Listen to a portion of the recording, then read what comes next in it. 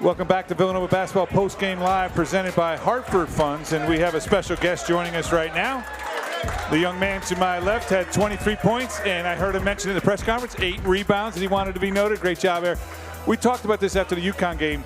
Would you rather have the ball down 1 or have the defensive stop up 1? And you told me you'd rather do it on defense. You guys did it again tonight on defense. You guys all know that those are situations that you work on every single day in practice. Up 1, 2, 3, down 1, 2, 3. So it's always nice to be able to go into the game and use the preparation. Kind of a squirrely end of the game. Boy, that was disconcerting. From where I was sitting, you standing on the court, like, is the ball out of bounds? It's not out of bounds. Why'd they stop the clock? Is it a foul? Is it not? How do you manage that out on the court? I mean, it's all part of the game. I mean, at this point, I feel like I've been through a lot of wacky situations. So, we're prepared for anything in the house, offense, defense, whatever the case may be.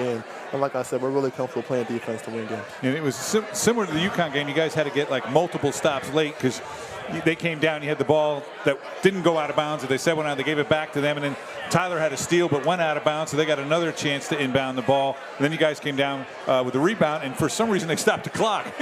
And you guys had to inbound the ball again. They threw it down, and you did a good job getting a hand on it to get that clock going.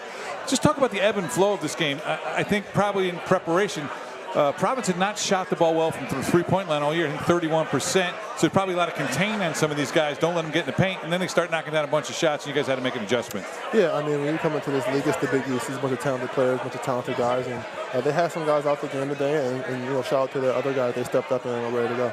Like when you played again, like Steve's talking about the three-point shooting, then they start out 0 for 9 from 3, where you say, okay, this is the way it's supposed to be. But all of a sudden they start drilling. The kid Fernandez had made 3 threes on the season, made 5 tonight. Were you guarding him? No. I mean, I might have got 1 or 2, but I mean, again, it's the Big East. These are good players, and again, shout out to that kid. Like you said, he hit 3 threes all year, came in today, and he was ready. I know how that feels, so it's good for him. Sure. And Eric, I think we're going to chance that you can watch some of your highlights from today's game. And then once again, you were able to score at the rim. You went, let me look at your numbers from 3. You were 2 or 7 from 3, but good left-hand finish, getting down low. That was one right before the half. Was that a 3? I was in the tunnel with my teammates. Is it not? It's a foul. Yeah, you're right. You got to give you space. You got to step through. Was that a 3 or deuce? It was a 3. It was a 3. That was one of his 2 threes. That was a foul. Should have been 4. Yeah. Again, offensive rebound.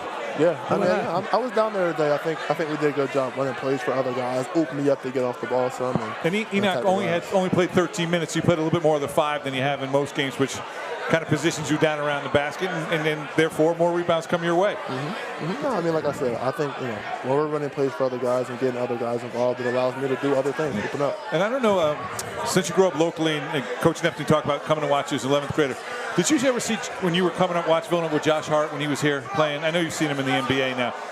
Wooga Poplar he goes and gets rebounds. That's the way Josh Hart used to play. When he'd be on the left side of the floor, the ball bounds on the right, and he'd be the one to go get it. Wooga seems to have that same ability. Yeah, I mean, I love playing with Wooga. He makes my job easy. You guys know I like to be physical. I like to tag, box out, rebound, and I think having a high flyer like that come in and be able to be on our side and go get him. A lot of times I'm down there warm. I look up and there's Wooga Poplar. I'm never mad about it. He just soars after some ball. And you speak about Josh Hart, Steve. Eric passed Josh Hart in your all-time scoring list today. I did. You only needed like 1 or 2 points, I saw, right? Yeah. You were tied coming in the game. I mean, who's counting? You were tied? Okay. Who's counting? Well, you passed him when you scored 1. You needed 1 point to pass him. You got some pretty good names ahead of you, and they're coming pretty soon for you. You're coming pretty soon for them, I should say. Yeah, one of them's not Whitey Rigsby or Steve Pinone, by the way. But there is a Pinone on that list. You passed us Steve. a long time ago. Different Pinone. The Pinone without the ring, by the way. You saw the pass there.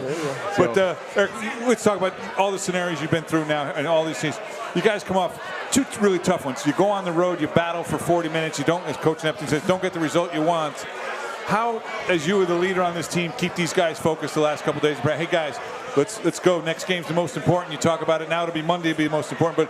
But a little bit about your leadership style the last couple of days coming off from tough losses. I think, and I've said it earlier in the year, I've said it later in the year. This has been a great group all year, bringing the energy since June. A lot of young guys, young team, different makeup than we normally have the last couple of years. So young guys coming in, they want to get better every single day. And all I really got to do is go in there and be an example for them. They do a great job bringing it. You know, when I see the progression of Jordan Longino, who's played better and better over these last 3 or 4 weeks, the two of you, your senior leadership, is really leading this team over the last 5 or 6 games, and I think it's really important. It's not just you; you share that job. Yeah, I mean, I'm extremely happy for Jordan Longino. We all know that kid has had a tough career here with injuries and battling through things, but I think if you've been around him closely, you understand how serious he's taking the game this year, and his off-court preparation, everything he's doing is really showing off for him on the court. So I'm happy for him. I am too. And Coach Neptune was asked this similar question, but one of those young guys is Tyler Perkins. And Tyler, everyone knows this because everyone looks at stat sheets. Has been struggling shooting the ball lately. But the play he makes late in the game off of your baseline shot, he's in the right spot at the right time. Something you guys are talking. He makes winning plays. Well, that putback turned out to be a big play in this game. Yeah, I mean, that's why he's out here. Everybody always talks about him missing shots, etc.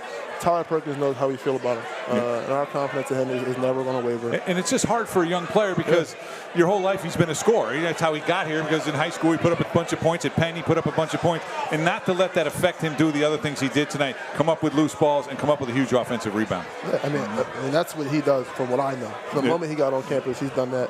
In practice, outside of practice, he's just always looking to get better, playing hard, competitive. And probably you like this in your 6th year because you're getting a little bit older. Quick turnaround. Got one on Monday, so you only got a couple of days to get ready. Short practice tomorrow, or will you guys just film and kind of rest and recover? Or what's the plan, you think, for tomorrow before Monday's game? We'll do recovery, a little bit of a lift. We'll probably get like a little non-contact practice in. Go over who is it? Georgetown. Yeah, go over Who's Georgetown. playing tonight as well, so the turnaround for them is going to be the same for you. And we look at it next game basis. So, but we're going to look at Georgetown, another good team, another prideful program, and they got good players and they're ready to go as well. Hey, congratulations, Eric, on a great game tonight, great win tonight, and getting 8 rebounds. Thank you, I appreciate it. That was Eric Dixon, ladies and gentlemen, who spent some time. Thank you, Eric, for coming by and joining us. The Wildcats win this one, 75-73 over the Providence. Robin, a hand for Eric joining us. Got a great crowd here in the Shift 4 Club tonight.